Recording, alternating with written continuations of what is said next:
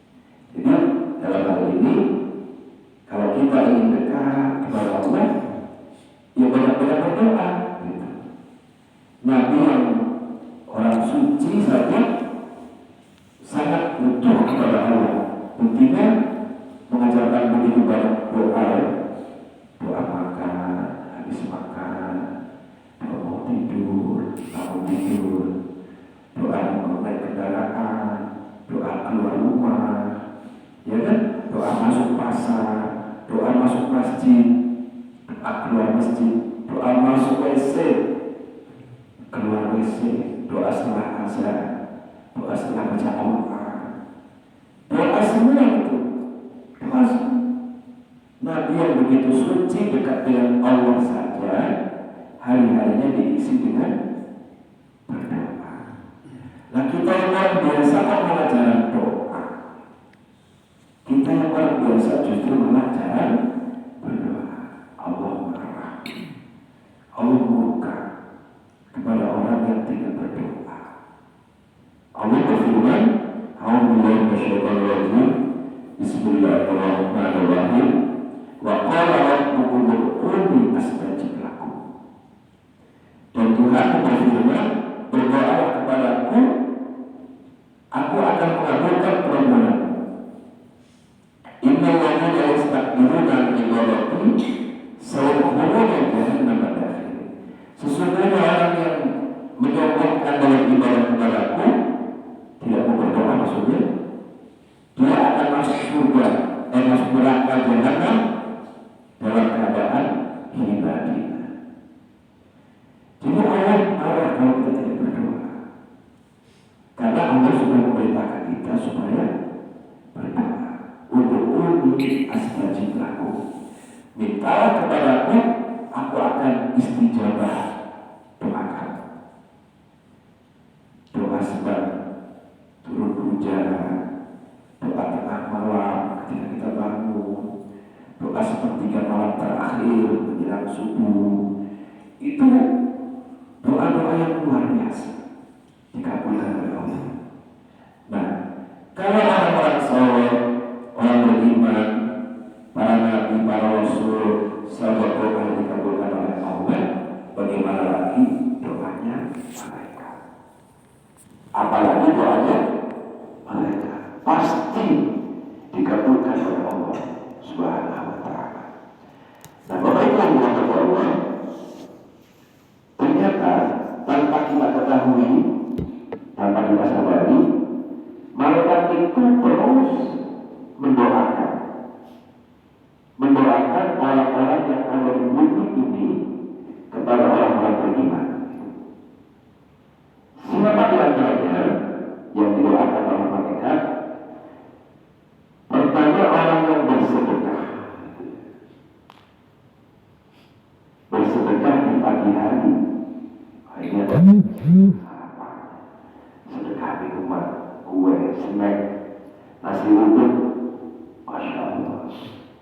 Orang pertama yang berhak mendapatkan doa malaikat di pagi hari adalah orang yang bersedekah.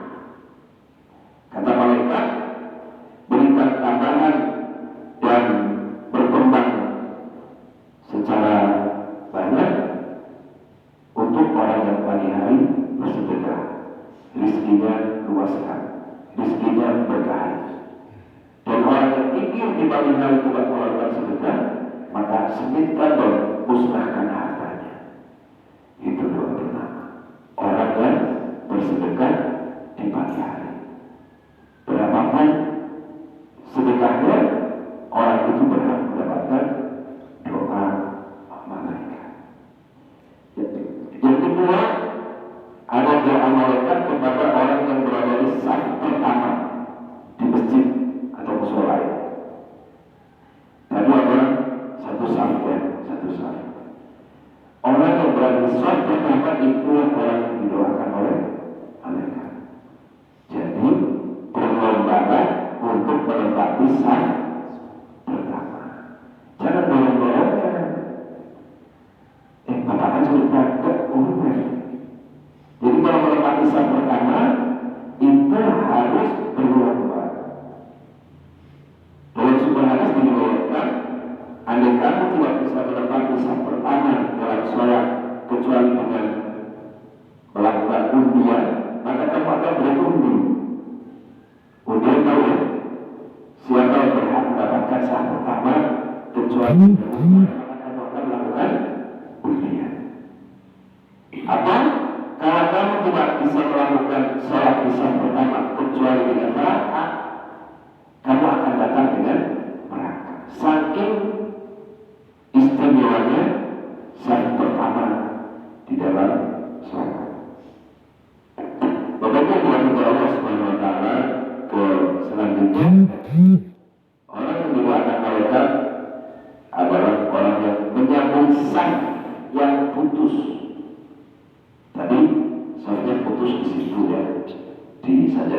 terakhir.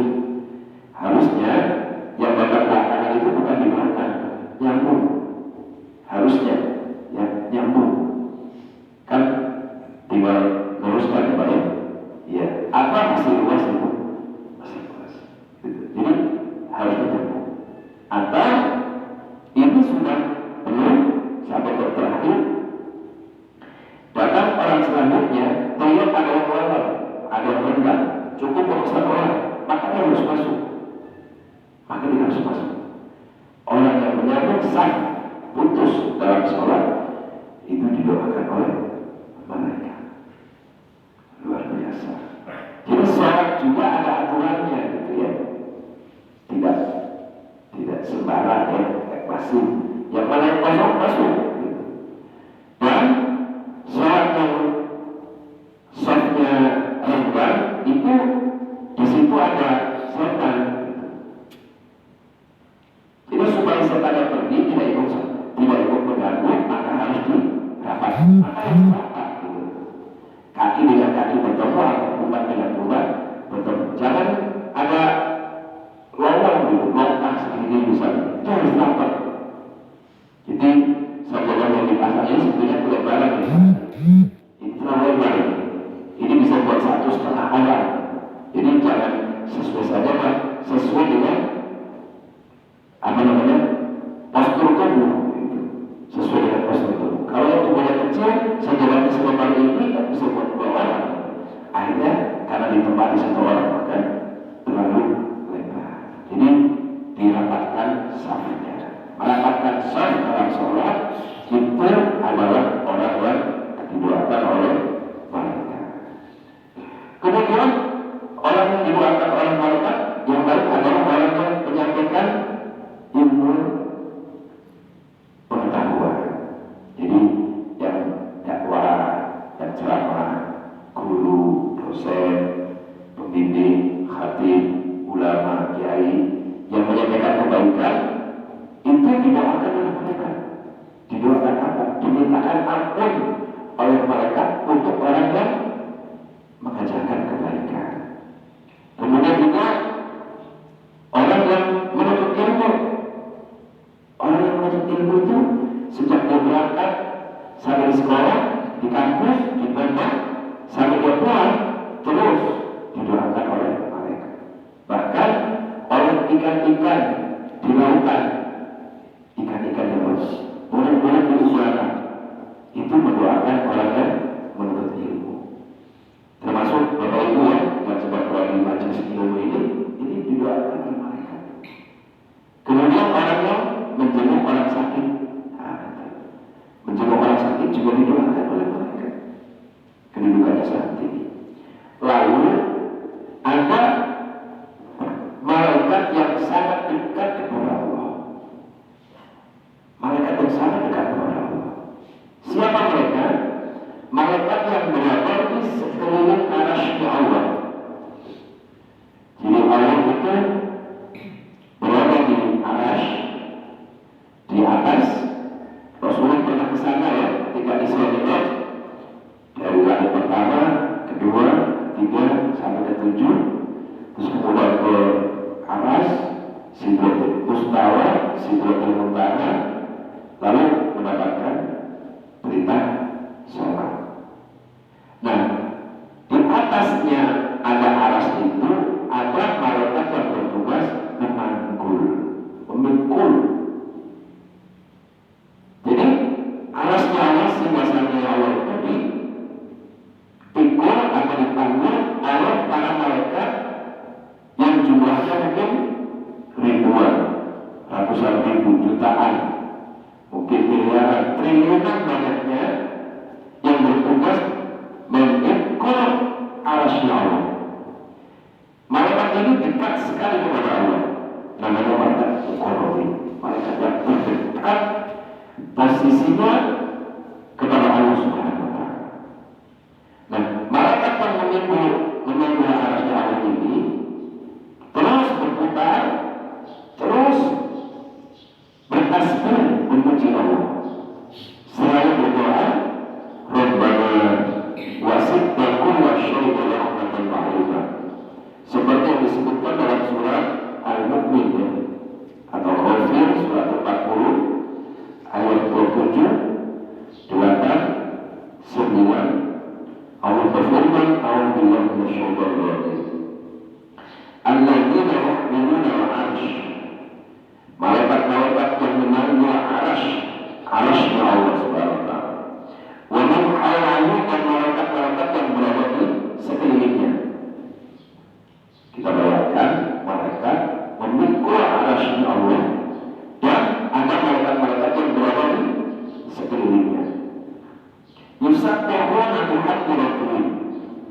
selalu bertasbih memuji kebesaran Allah Subhanahu wa taala. Seperti orang yang sedang tawaf ya, subhanallah, alhamdulillah, wa la ilaha illallah, Allahu akbar, subhanallah, alhamdulillah, wa la ilaha illallah. Terus begitu. Tidak pernah bosan, tidak pernah jenuh, tidak pernah berhenti sampai hari kiamat. Malaikat ini terus bertasbih kepada Allah Subhanahu wa taala. Wa yu'minuna bihi, dan beriman kepada Allah. Bertasbih, beriman kepada Allah. Yang ketiga, wa yastaghfiruna lilladzina amanu, dan memohonkan ampunan bagi orang-orang yang beriman. Dia bertasbih, dia beriman, dan mendoakan orang-orang yang beriman. Rabbana wasi'ta kulla syai'in rahmatan wa 'ilman. Malaikat itu berdoa dengan kalimat Rabbana, ya Tuhan kami, wasi'ta kulla syai'in rahmatan wa 'ilman. Rahmat dan ilmu-Mu meliputi segala sesuatu. Rahmat dan ilmu-Mu, pengetahuan-Mu Allah, itu meliputi segala sesuatu. Maksudnya Allah tahu siapa yang sedang sholat, siapa yang sedang puasa, siapa yang sedang berdoa, siapa yang sedang taubat, siapa yang sedang ibadah, siapa yang sedang maksiat. Itu Allah tahu. Jadi Allah tahu bahwa kita pagi ini sedang berada di mushola. Ada berapa orang? 1, 2, Allah tahu. Jangankan orang, gugurnya daun di pedalaman hutan Kalimantan, Allah tahu. Gugurnya daun selembar daun kering di pedalaman Papua, Allah tahu. Apalagi perbuatan kita, maksudnya itu. Sedangkan gugurnya daun selembar yang kering kecil, hanya sebesar daun kelor di pedalaman Aceh, Allah tahu. Rabbana wasi'ta kulla syai'in rahmatan wa 'ilman. Ya Tuhanku, ilmu dan rahmat-Mu meliputi segala sesuatu. Tidak ada orang yang tidak mendapatkan rahmatnya Allah Subhanahu wa taala. Faghfir lil ladzina tabu. Ini Pak. Ya Allah, kata malaikat ini dalam doanya, ampuni orang-orang yang mau bertaubat. Pertama, mereka mendoakan orang yang mau bertaubat. Kenapa? Karena orang yang bertaubat itu adalah orang yang meninggalkan perbuatan, perilaku, dosa, maksiat yang sudah lalu. Taubat, taubatan nasuha, taubat yang sungguh-sungguh. Fafil ladina tabu wattaba'u sabilaka, dan mengikuti jalanmu. Ini ada banyak jalannya, ke kiri, ke kanan, ada yang mau masuk jurang, ada yang dosa, tapi kan lurus mengikuti siratal mustaqim, jalan yang lurus. Waqihim adzabal jahim. Ya Allah, jauhkan mereka dari azab neraka jahim, neraka jahanam. Jadi tanpa kita sadari, tanpa kita tahu, kalau kita beriman kepada Allah, maka kita termasuk orang yang selalu dimintakan ampunan oleh malaikat. Kira-kira doanya malaikat kepada Allah untuk kita dikabulkan nggak? Dikabulkan nggak? Sedangkan doanya orang soleh, nabi, para wali aja, manusia ini yang banyak salah, banyak luput dosa dan sebagainya dikabulkan Allah, apalagi doanya malaikat. Paham ya? Lalu malaikat masih berdoa selanjutnya, Rabbana wa adkhilhum jannah. Setelah dimintakan kepada Allah supaya diampuni dosanya, yang kedua, masukkan mereka ke dalam surga. Surga Aden yang telah dijanjikan kepada mereka, allati wa'adtahu wa man salaha min abaihi.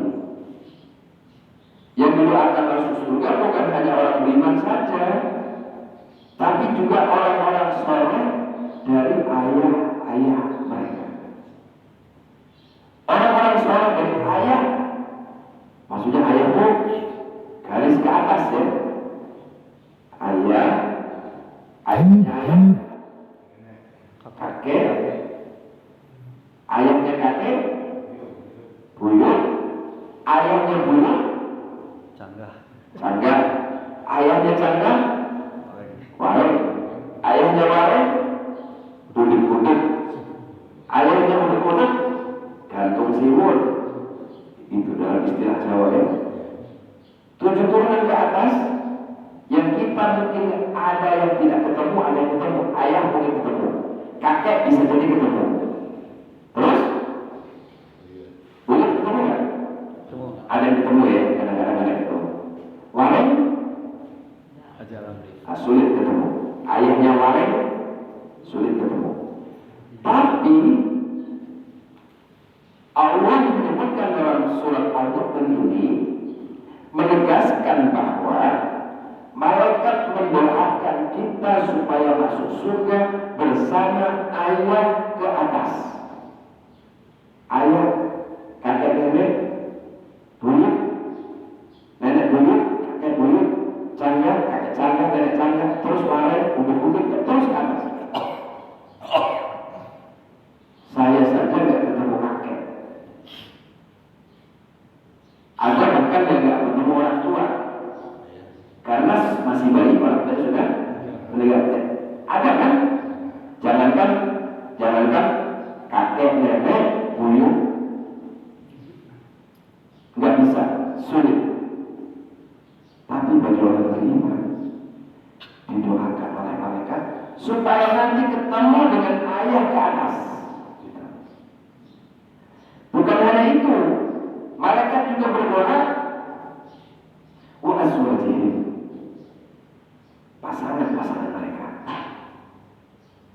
Pasangan mereka, istri suami yang hidup semasa dengan kita, kakak adik, ya, suami istri, paman bibi om tante, ini ke kanan, ke kiri. Tadi horizontal, sekarang vertikal. Tadi vertikal, sekarang horizontal.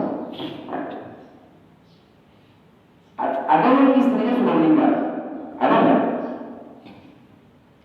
Ada nih, Haji sudah meninggal. Orang yang ditinggal mati oleh pasangannya, oleh istrinya atau suaminya, malaikat mendoakan nanti ketemu Pak Firdaus, reuni di surga. Padahal nggak usah khawatir, ketemu. Didoakan mereka supaya dimasukkan ke dalam surga bersama ayah-ayah mereka atas, suami istri pasangan mereka. Tapi istrinya sudah berubah menjadi bidadari. Pak, jadi bidadari. Ibunya jadi bidadari. Selain bidadari yang sudah disiapkan di surga. Yes. Bidadari itu ada 2. Bidadari yang dari dunia, istri pasangan kita, rumah nanti bidadari lebih dahsyat, lebih hebat, lebih cantik dari bidadari yang di surga. Karena bidadari yang di surga itu bidadari yang langsung menciptakan, tidak melalui proses. Kun fayakun, bidadari langsung besar. Kalau bidadari yang dari dunia, pasangan kita, itu prosesnya lama. Dari bayi, ingusan, ompol, remaja, dewasa, terus kita nikahi, terus berjuang bersama kita, mendampingi kita, mengurusi kita, berbakti kepada kita, ngurus anak, nyekolahkan anak, mandikan, ngurus segala-galanya, masak, semua. Tentu ini lebih baik daripada bidadari yang di surga. Karena bidadari di surga itu diciptakan langsung besar, tidak melalui proses. Jadi bidadari yang di surga itu bidadari yang diciptakan langsung. Jadi enggak ini bidadari di surga terus ngompol dulu, ingusan, enggak. Ini langsung besar jadi. Gitu. Jadi istri pasangan kita yang dari dunia itu adalah ratunya bidadari. Gitu. Jadi jangan khawatir orang yang ditinggal mati oleh pasangan pasangannya di dunia, kalau dia beriman, nanti akan ketemu. Gitu ya. Kalau nggak beriman, bagaimana? Bagaimana? Dia nggak akan ketemu dengan tanpa beriman. Karena syaratnya beriman. Gitu. Itu yang kedua. Apa ini? Azwajim, yang ketiga, zurriyati, keturunan, zuriat mereka. Siapa zuriat yang akan direunikan di surga oleh Allah adalah zuriat yang beriman. Jadi penting Bapak Ibu untuk mendidik anak-anak beriman. Jangan sampai hanya bersama di dunia, tapi pisah di akhirat.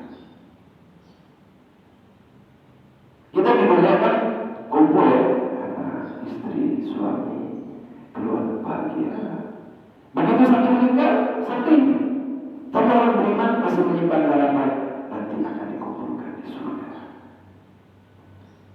Tapi kalau tidak beriman, Bapak Ibu, jangankan di akhirat, di dunia saja sudah tidak saling tegur, tidak saling sapa, tidak saling kunjung, tidak saling silaturahmi. Kenapa? Karena tidak beriman. Maka berdoa supaya kita menyatu hingga ke surga. Kalau tidak beriman, jangankan di akhirat, di dunia saja, kadang-kadang urusan saja membuat orang tidak mau bertemu lagi. Hanya urusan tanah, hanya urusan harta, berebut sampai bersumpah, demi Allah saya tidak akan menginjak rumah kamu 7 turunan.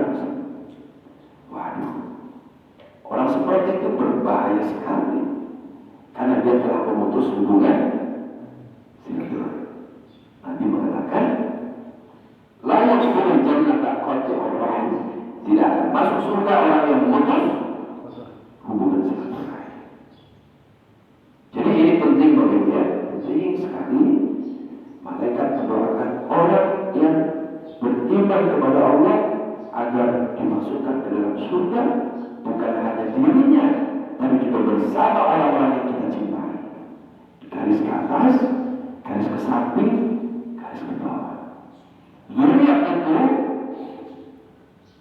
kita bisa ketemu sebagian, bisa tidak ketemu. Anak masih ketemu ya, anak masih ketemu, walaupun ada yang duluan meninggal. Tapi cucu belum tentu ketemu. Misalnya saya ya, belum punya mantu ya, kan berarti saya belum punya cucu, belum ketemu. Kalau dari takdir kan ketemu, ya alhamdulillah, berarti takdirkan anak saya menikah, menyaksikan anak saya punya anak dan cucu. Tapi kalau tidak ditakdirkan punya anak ketemu cucu, berarti mereka yang meninggal dulu atau kita yang meninggal dulu, berarti tidak ketemu cucu. Anaknya anak dari cucu. Cicit itu berarti anaknya cucu. Ada yang ketemu dengan cicit? Pak Yusuf ketemu kan? Belum. Baru cucu. Pak Haji Firman belum cucu. Ada ini? Baru cucu. Ketemu dengan cicit nggak? Belum tentu. Ya. Nah, apalagi anaknya cicit. Anaknya cicit itu apa? Cicit kita beranak, ketemu cicit beranak.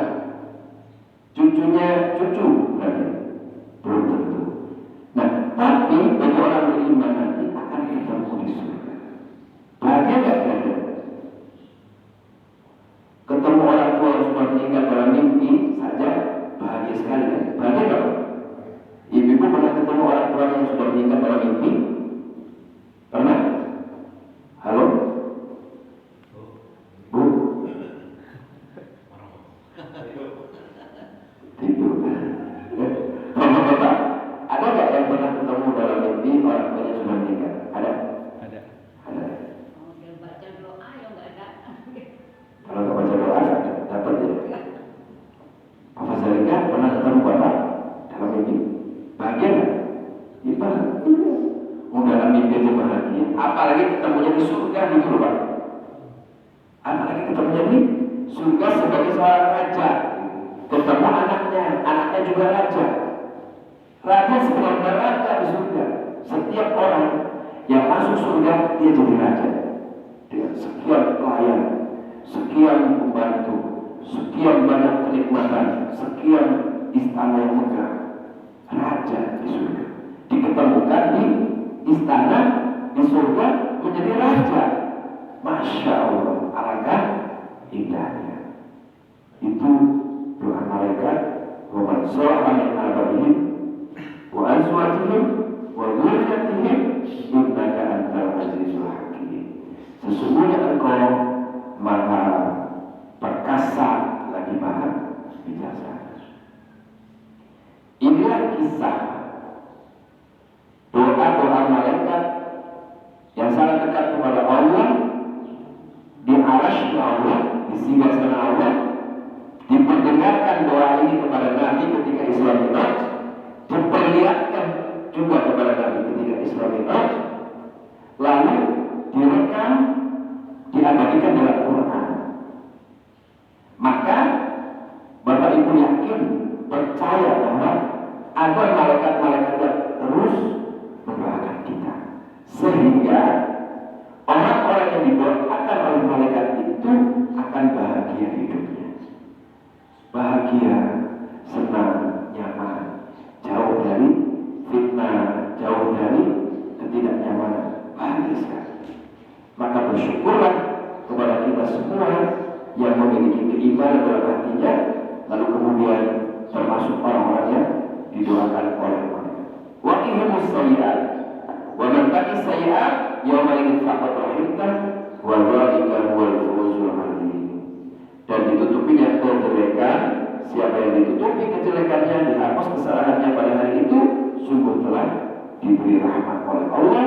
Wa dzalika huwal fawzul 'adzim. Itulah keberuntungan yang besar. Bapak Ibu yang dirahmati Allah Subhanahu wa taala, orang-orang yang telah beriman ketika di dunia, berusaha menjadi orang yang beriman, mengisi hidupnya dengan ibadah, bertaubat kepada Allah atas segala dosa, itu adalah orang-orang yang didatangkan oleh malaikat Allah, yang berada dekat sekali kepada Allah Subhanahu wa taala di arasy-Nya Allah, sehingga mudah-mudahan kita termasuk golongan orang-orang yang didoakan oleh malaikat tersebut. Sampai di sini barangkali ada yang bertanya, Bapak Ibu, monggo dipersilakan. Ada? Ibu-ibu, Bapak, Haji?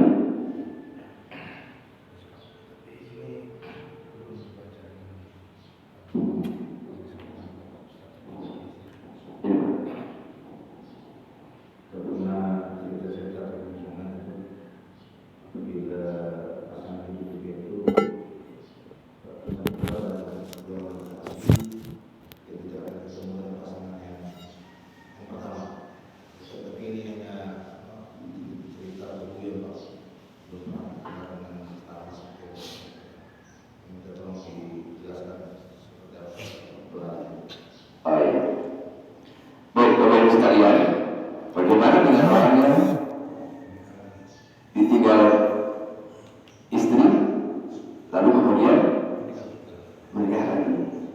Apakah masih bertemu dengan istri yang itu yang sudah meninggal atau yang baru? Ya gitu kan Pak?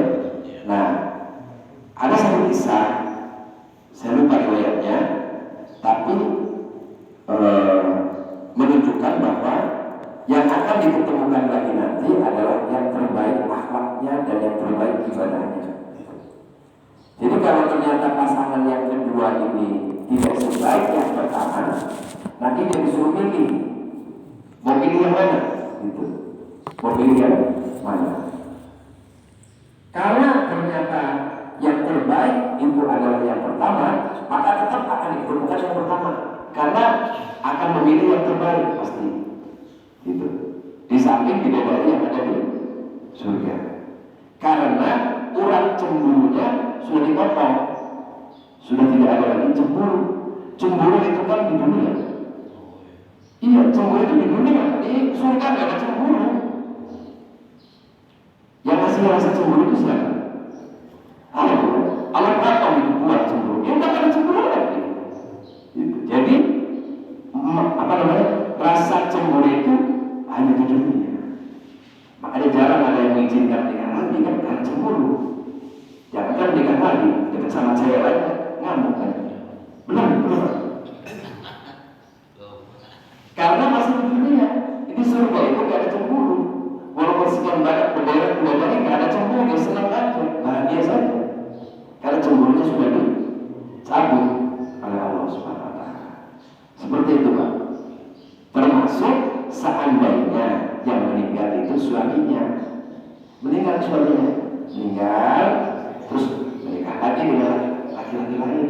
Nanti perempuan ini disuruh memilih mana yang akan dia jadikan pasangan istri suaminya di surga. Dia akan memilih yang terbaik akhlaknya, terbaik ibadahnya, terbaik perilakunya, terbaik sopan santunnya.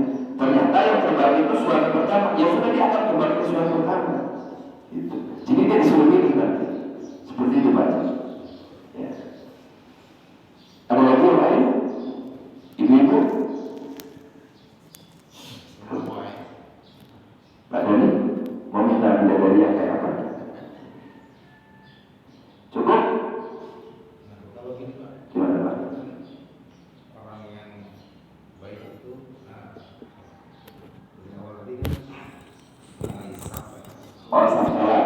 Pak, itu Nabi aja yang dekat dengan Allah itu berdoa. Iya.